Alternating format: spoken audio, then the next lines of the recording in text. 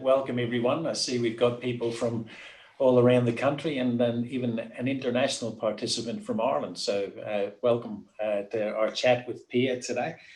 Dr. Pia Winberg is a marine ecologist and the director and founder of Venus Shell Systems and a lover of everything seaweed. So welcome Pia, and we'll just start off. Can you tell us, why did you get into marine ecology and how did you end up in Wollongong? Oh, well, yeah, well, via from Stockholm all the way through Sri Lanka to Wollongong.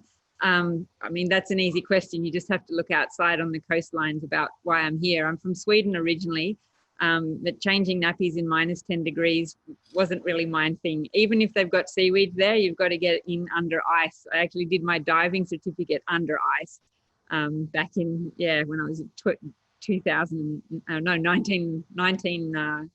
1989, I think. I was doing diving under the ice in Sweden, and I always had a fascination for what was underwater, basically. So I just followed my passion about everything underwater, a parallel universe that just opened up each time you looked underneath.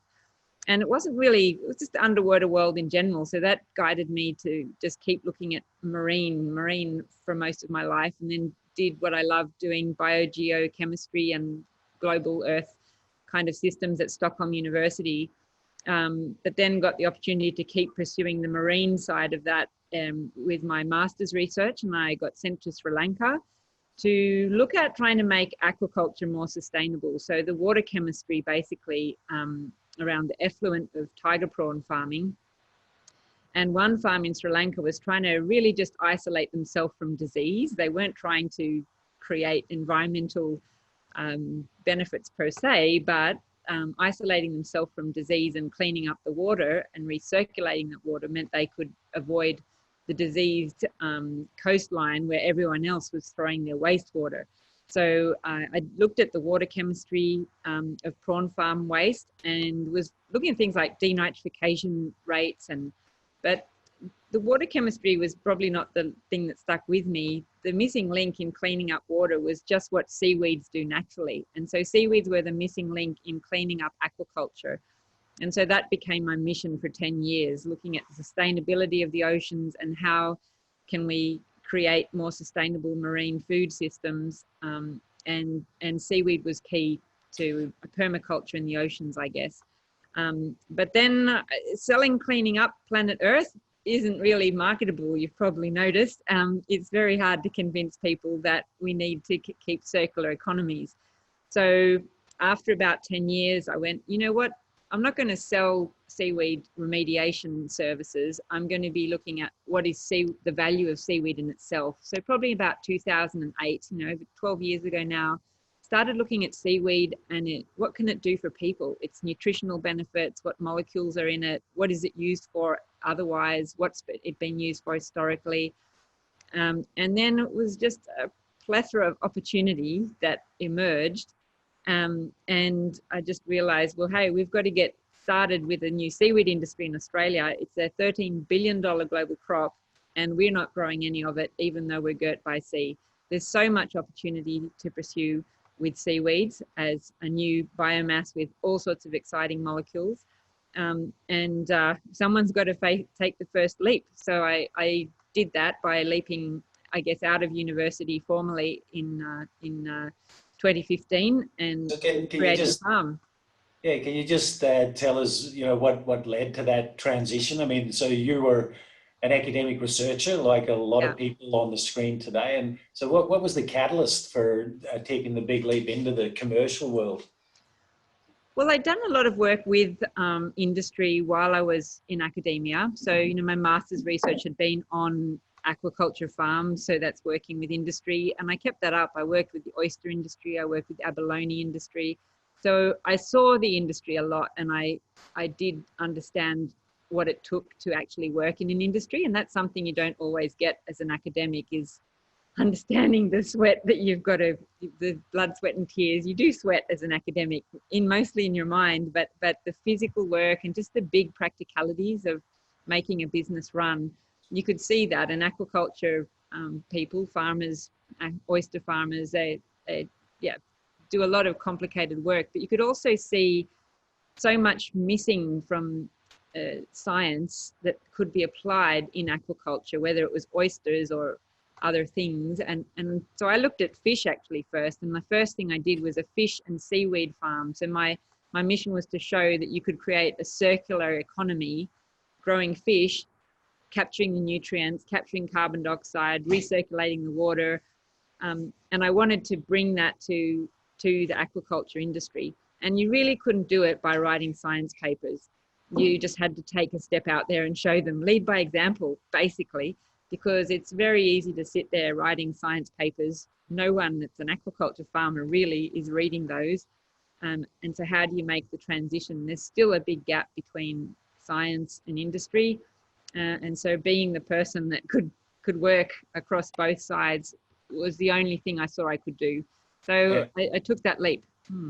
So before we come back to seaweed, so like in your experience so far, what are those personal attributes that are really important, you know, to be able to confidently take that leap from academic research into the commercial world?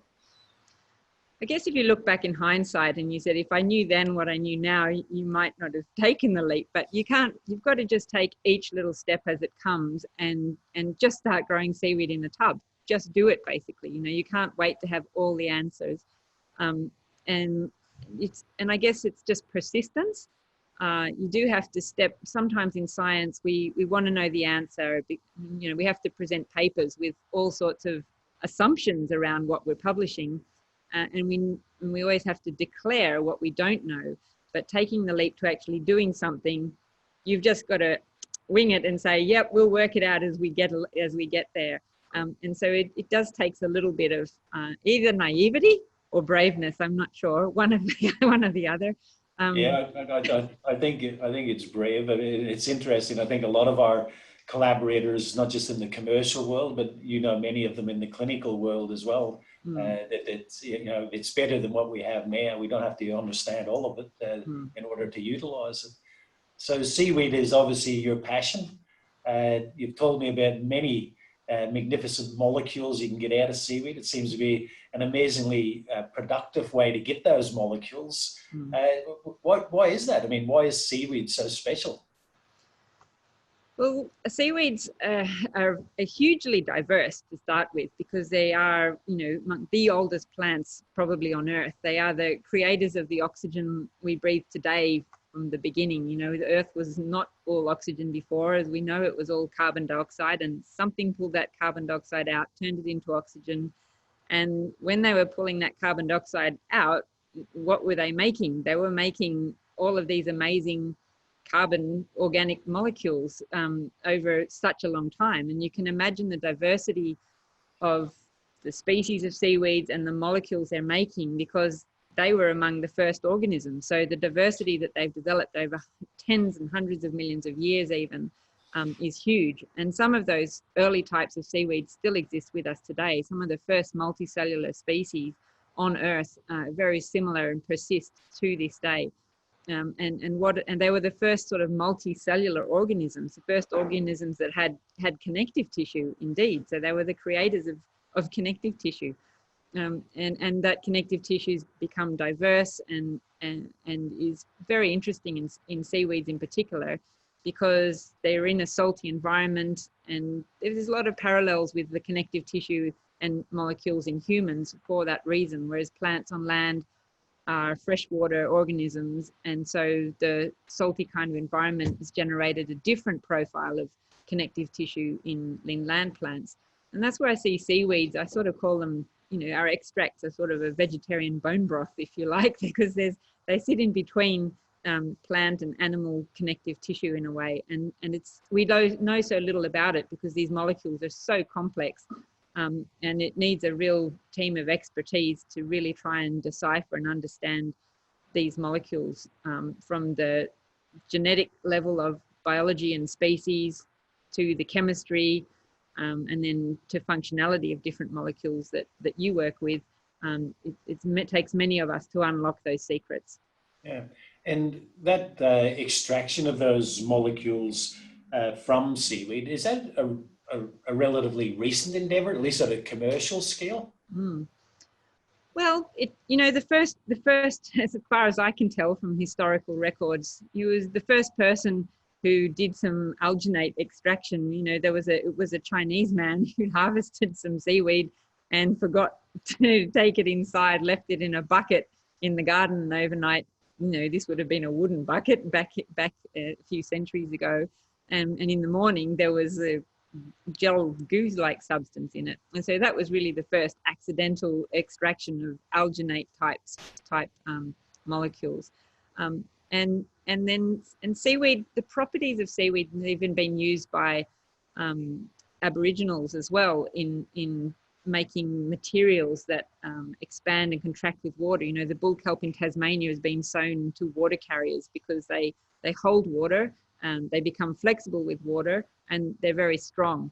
And even some of the first medical devices, I will say, and some of the first, would you say, controversial medical devices, but the very first types of abortions relied on the swelling properties of seaweed to be used to insert, to swell, and allow access to do abortion. So some of the very first medical devices used these properties in seaweed without really fully understanding what the molecules were. They just knew that they're abundant gel-like molecules that swell a lot, contract a lot, they're compatible with human tissue, they seem to be very safe and benign. And so there's a long legacy of having used seaweed molecules without really fully understanding the science and complexity of them. And given that high level of understanding, or a much higher level, I appreciate you said that there's still a lot unknown, but obviously there's a lot more known today than there was even 10, 15 years ago about these molecules. As a commercial entity, how do you go about prioritizing, which of the molecules to focus on? Yeah, it's very tempting to try and grow many species that have got all these exciting different traits, and people often ask me, so you found the best seaweed? It's like, well, no, we're focusing on one seaweed because that's what we can tackle to become authorities on that species, understand the molecule, its characteristics, and start taking it to market. If I was spending my time looking at other species, or even other ways of extracting molecules even from the same seaweed, it would just divert me from getting to a point in the business sense that allows me income streams to move forward and grow.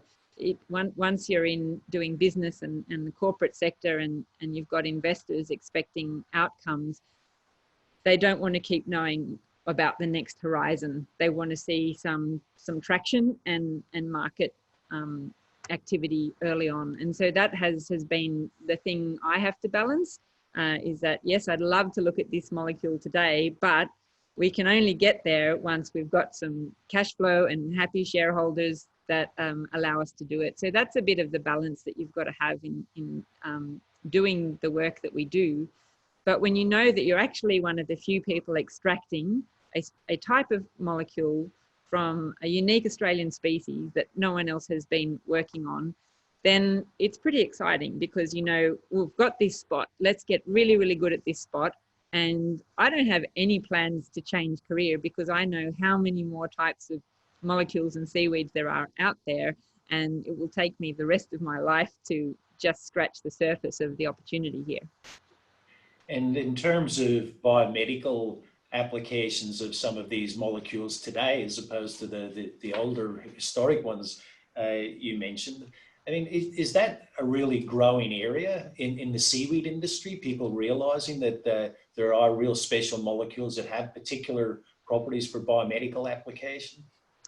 Well, it's funny, you get very much silos in industry as well as you're getting silos in science. And I still see the scientists aren't communicating. And I think, if you recall, Gordon, I hosted an international conference on seaweed and applied seaweed and algae research in Sydney in 2014. And part of my mission in that conference was to bring in other people from medical sectors, food sectors, so that they could understand what was going on in the science of seaweed, but importantly, to understand educate the seaweed scientists, because they're spending their time comparing seaweed species and not really looking at all at what industry needs.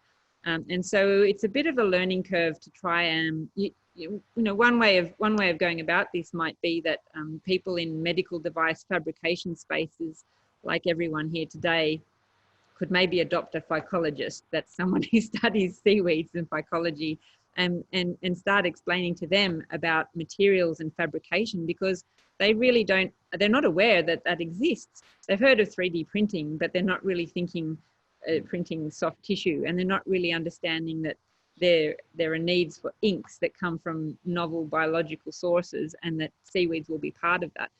But in contrast to that, there are industries that are wholly built around seaweed molecules, and they seem to be quite isolated and separate from both the current seaweed scientists and some of the fabrication scientists. And that's some of the traditional food rheological industries. The food industry has probably been the big driver of seaweed polysaccharide extracts, and that's alginate, carrageenan, agars. And they come from certain species of seaweeds and are run by global corporates that set up farms in Philippines, Indonesia, to do mass scale extraction of carrageenan, for example. That's additive E407, and it stops the salad dressing flakes from falling to the bottom of the bottle. But you'd think there'd be many more exciting applications in that type of rheology than keeping your salad dressing flakes suspended. But that's what those industries are funded to do. They're making food rheology molecules, and that's really their core focus. They're not looking outside at this stage very much into medical fabrication at all. Yeah, and of course it was those fundamental rheological properties that got us onto the use of polysaccharides in our first bioinks for printing living cells. So obviously exchange and acquisition of that information from different sectors is very important. And you touched on something that some others have touched on, presenters previously, and that is that researchers really need to get outside of their own comfort zone and go and talk to communities that they can learn different types of knowledge from, but impart different knowledge to as well. Is that something you would emphasize to researchers? Very much. I would say start by going to some different field of research conferences. So whether you're going to an algae conference, or in my case, I started going to medical conferences. Last week, I was presenting at food technology conferences, just to start cross-communicating, because that's the field of fastest ideas and development, is linking knowledge, in my belief. But then also going and spending some time within an industry, whether it be, people who might be producing some of the products, so you can go in there, say a seaweed or other even aquaculture farming industries, and say, oh, what are you growing? What are you doing with your shell waste from this species, for example, and could I look at doing something with that waste stream? Because there's all sorts of abundant waste streams that exist from the marine environment at the moment, and they're not really being touched, or the industries don't have time to divert their attention to something else, and they don't have the capacity to understand it either. So by going into an industry like that and saying, can I have a look at this organism? Can I take some extract from it? Can I see what could be done with it? And if we can do that, the industries may or may not sometimes be interested in funding that, but it's a resource that's there to be tapped. So if you've got students and opportunities, I recommend don't go to the Sigma shelf to look for your new molecule that you're going to work with. Maybe go to the aquaculture compost pile and see what we can find there. Yeah, and as well as making those sort of contacts outside your normal sphere of activity through conferences, when we'll, of course, hopefully we'll get back to being able to do that someday soon. I know that you also personally reach out to experts in the field and or new fields that could use your molecules. And I know that Fiona Wood, for example, is one of those in the area of wound healing, and that sort of activity seems to be crucial as well. Absolutely. So, I mean, and just through your network as well, Gordon, the clinicians, and then opening up that window to understand what is it they actually do each day, and what is it that are their challenges, and understanding and just hearing the stories about people like Fiona Wood, and that she was inspired by just seeing someone that was lying there not having a cure readily available and death coming on quickly, thinking just, well, what can I do? Just let's do anything. You might not have the final answers or the best, most optimal answers ready, but at least you're willing to get in there and try something. And try she did, and created the skin spray, which is such a wonderful development for people surviving burns now. But then also understanding that her next challenge is that the skin cells sort of just gather and collapse on themselves in wounds in a spray. They're creating a new tissue, if you like, but it's not very organized and structured.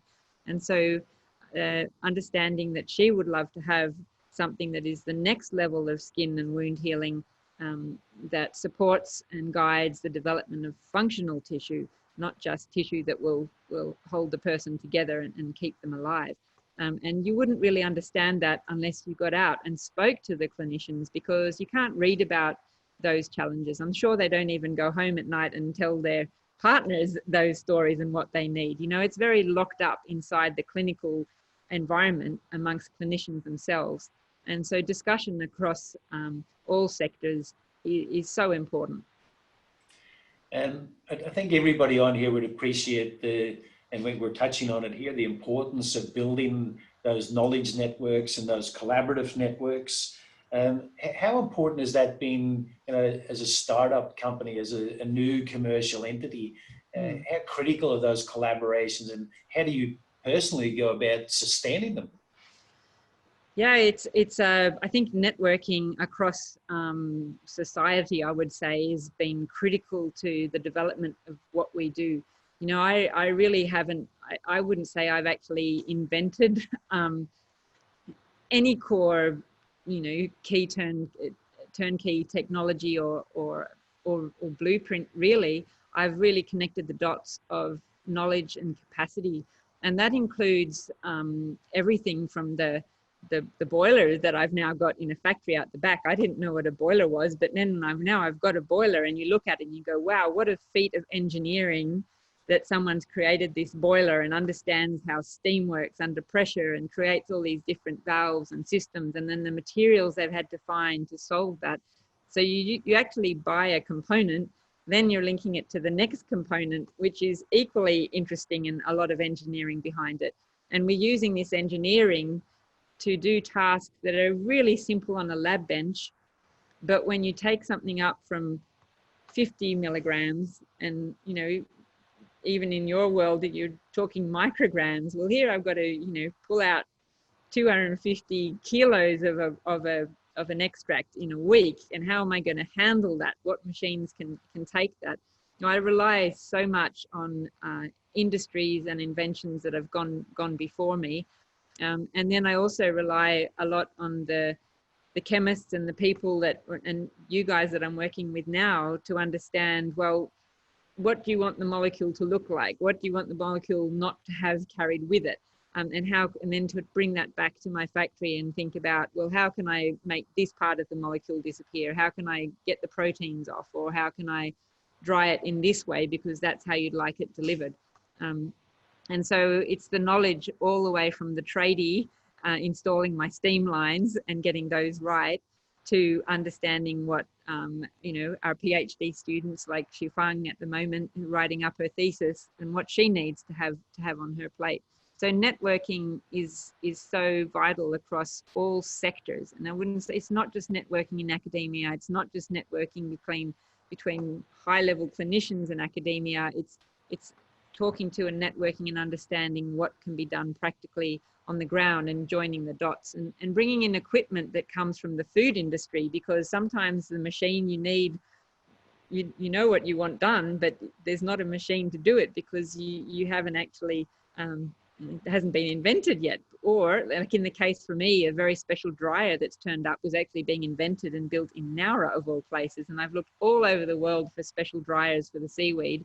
And now I've found this one that was invented in Nowra, built in Nowra, and it's the fastest dryer I've ever had, and delivers these molecules, which will be very interesting to explore from a functional and fabrication sense, because the properties are are in between, different to spray drying, different to freeze drying. You end up with different characteristics in the molecules.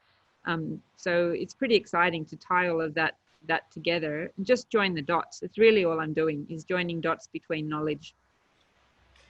Yeah, of course, that's still a skill that has to be acquired in terms of being able to communicate at all of those different levels. So a bit more than just simply joining the dots, so I would say. So, you know, for younger researchers here that might be interested in embarking on an adventure as a new commercial entity, what are the 2 or 3 bits of advice you would give them? Well, first, what's important is to, if one, always follow your passion, because if you're following your passion, you'll end up on a road looking at what's been done, what hasn't been done, what don't people know, and the more you learn in that space, the more you'll come to the fore and understand what the big gaps are, what the big challenges are, and then maybe looking to see if there's anybody out there who's actually looking to apply that in an industry sense, because sometimes as a young researcher, you don't necessarily want to be an entrepreneur and create everything from the start. You're just interested in creating something novel and new in your space. So I'm sure there's a lot of industries out there that would be happy to take on some researchers, either in paid or university collaboration work, or even if you just go in and volunteer on small projects to start with. You could probably find a niche that you're passionate about, show that you're adding some value there, and then see what could be developed within that company with those partners you're talking to. But if you do have a little bit of an entrepreneurial spirit, then, and you're willing to take on the whole sort of package of starting a company and that sort of thing, there's nothing to stop you from starting a company. And it's actually what happened to me in the early stages. I never thought I'd be running a company. It was a little bit by accident. I applied for a grant, but I wasn't technically a staff member of a university at that stage. And so then when I got the grant, I didn't really know how to put it into the university. And they said, will you just start a company? So I did. And it isn't that hard to start a company. You can start a small company on just an idea, register a business name, get a domain name, and just put it out there. And you learn so much about how companies operate then, and whether it's something that you're going to continue to do yourself or not. It's really valuable experience just to create a company name. It doesn't cost much at all.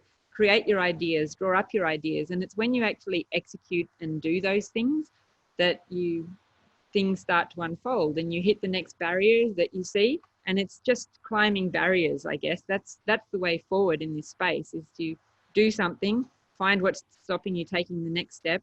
Is it meeting someone? Is it getting some money to invest in something? Or is it just spending some time looking for a technology that could help you, that exists out there? And you're just forced in that way to take the next step forward, whatever it may be.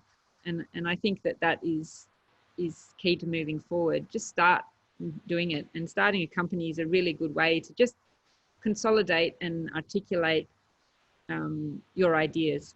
It's a disciplined way of structuring progress in what you're interested in. Great. I'm going to ask Pia just one more question. So if anybody's got any questions for Pia, maybe you can start sticking them into the chat, and Lauren can monitor that.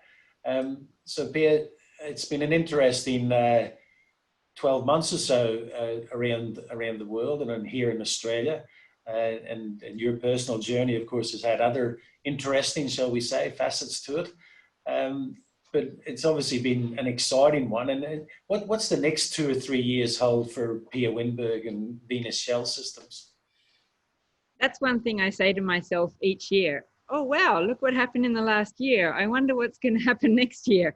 And to be honest, I hope it's not a repeat of the last 12 months or so, because that started for me, yes, as you're aware, with the scalping, which was totally unpredictable, but did give me some insight. And nevertheless, it's part of life's learning journeys, and given me a new perspective on certain things, including the wound healing research that we're doing now. which has become extra fascinating for me. But also when you, on a journey like this, you've got to stay open to what the next challenge is. And currently our challenge is we've got a new factory. It means we can make so much more than what we could before. Really, before it was pilot demonstration of what we could do, but now we're making enough to be able to sell it to keep the company going. So we need to say, yes, let's do what we have to do to keep the company alive and thriving and moving forward, keeping shareholders excited to keep supporting the company. But really, it's a balance between having the revenue to support the company growth and viability, and dropping in what's the next exciting frontier of research. And I would say in the next 12 months, I'm very excited to soon be able to step back from running factories and being very hands-on in the business I run, and starting to delegate and hand it over to some team people that we bring into the company. And that will allow me to progress to the next step of technology and product development. And I really do believe that it lies within the space of the exciting molecules in seaweed and some of the medical devices. And I think I said to you in the beginning of our work, Gordon, I just want a Band-Aid, because a Band-Aid gets to market fast and it's got a story around it. So we can look for the big blue horizon and the next amazing, brain cancer cure. But really, it's a whole lot of small steps to get there. So I'm very excited to look forward to what is the closest thing to market we can get to in the medical space with the molecules and the knowledge that we've accumulated as a collective to date.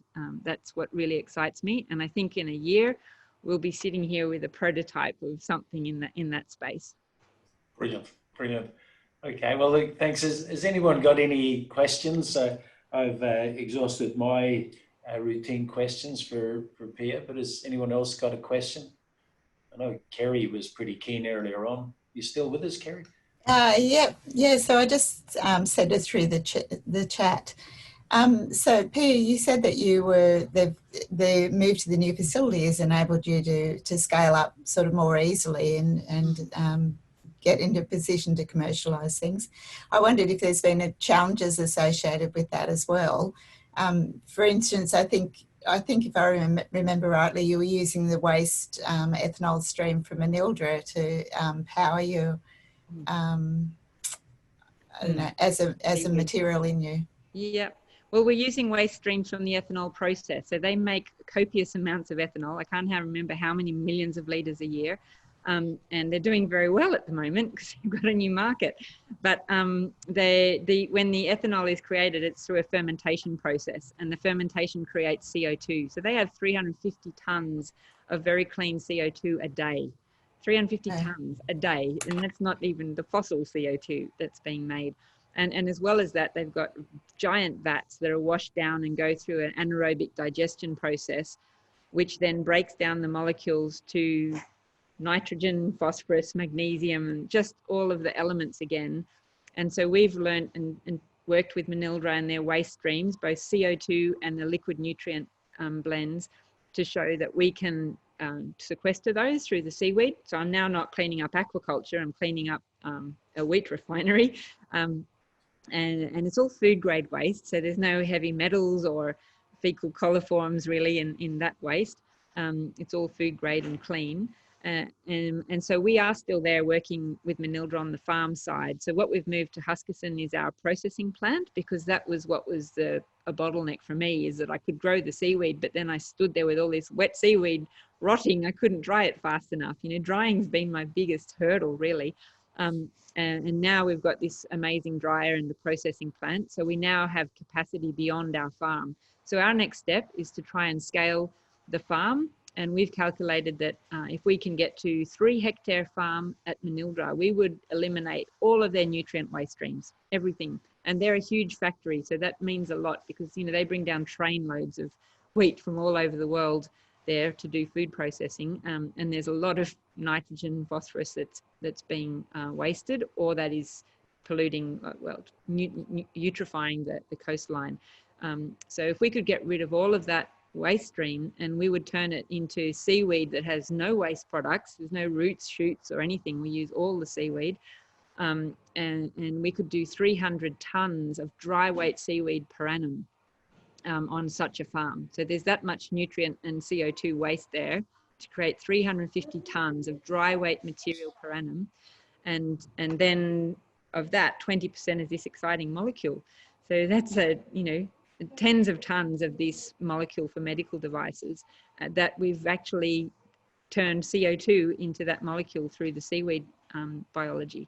So we are going to still scale up at the Manildra site. And after building this factory, which I thought was big, now I really need to build big 3 hectares of farms, and we'll have to work with investors and selling our current food products to get there.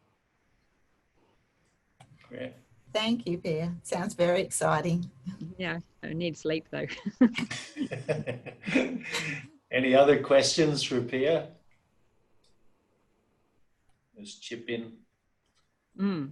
Yeah, so there's a question there from Peter. Yeah. After processing the seaweed, what happens to the residual waste? Yeah, so I don't call it waste. So like I said, we either use our whole seaweed dried and put that into pasta and things, but when we've taken the extract out, what we're left with is actually it's a solid biomass. It's about 60% protein, and that protein's got all of the essential amino acids. It's got B12, it's got highly bioavailable iron. So in terms of a plant protein source today, it's pretty exciting. I never really spent a lot of time looking at that. I tried it with some aquaculture protein products because people weren't really looking at plant protein even just 5 years ago, but now it's really taken off. And we've got projects with the University of Queensland with an ARC training hub to look at the protein fraction for human nutrition and work out how to make it taste like Tim Tams, I guess. We'll never achieve that. But how do we address some of the bitterness in the seaweed protein, which is a normal thing that the food industry deals with. All plant proteins have a level of bitterness to them and things. So we already can use it. We use it in our muesli, which is very popular now. So we blend it with hemp seeds, rice malt, cinnamon, and we make these little pellets in a meat mincer and dry them in our ovens, and we create this new little breakfast pellet that's in our muesli that's very popular. We're going to make some pet snacks from that now because it's about 80% of the biomass that we've got, and when we've got a 300-ton farm, then that's a lot of protein pellets.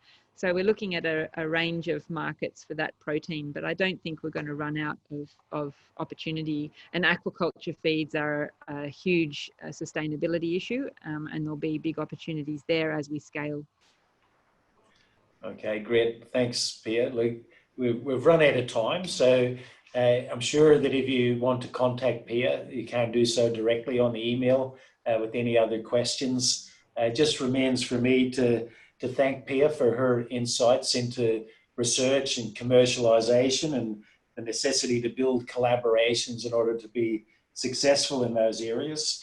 Pia, it's obvious that you've achieved amazing things, an inspiration to all of us who might think about getting into commercial activities based on research. And while achieving that, it's also obvious that you haven't lost sight of your original vision to save the planet. So thank you. Thanks. It'll be a long journey, but we all need to be part of that one. Thank you very much, Gordon. Yeah, thanks everyone. And thank you, Pia. Thank you. Bye-bye.